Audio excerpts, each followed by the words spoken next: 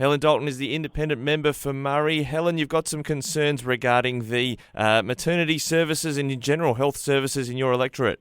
Absolutely. So at the moment, Griffith Base Hospital is a crisis point where they're looking to shut down the maternity ward. But I think we may have staved that off just temporarily, but there's an underlying problem with how we recruit and retain staff at Griffith Base Hospital and really across the state too, to be honest. When it comes to Griffith Base Hospital, weren't you were going to stage some sort of protest or rally? Is that still planned?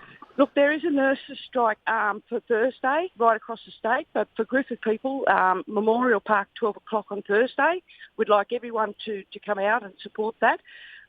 It'll take a community to change how rural health is delivered to those outlying areas, and we need those clubs such as, the seroptimists, councils, particularly the Griffith City Council and outlying councils to come along. Also the CWA, New South Wales Farmers, seroptimists. There's plenty of community groups and we need to hear from them. I can't do it by myself, and community really has to come out and send a clear message to the government that we've had enough. Now, if the Griffith maternity services go offline, which you say maybe they won't at this stage, but what are people's options like? What's the catchment area for Griffith? Look, the catchment area would be about 80,000 people. And, of course, you've got people as far up north as Cobar that would access services at Griffith.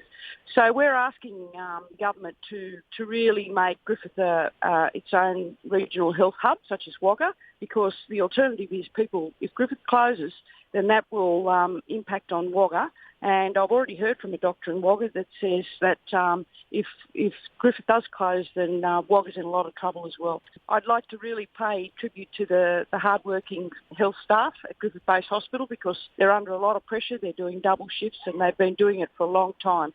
And I think that the community really has to get behind some action to send a clear message to the government. Yeah, I think reminds me that I think your neighbour, Dr. Joe McGurr, in the electorate of Wagga, had been calling for a dedicated regional health department within government. Is this an illustration of where perhaps we do need that dedicated focus on regional health? Look, I'm going to speak to Joe tomorrow about this.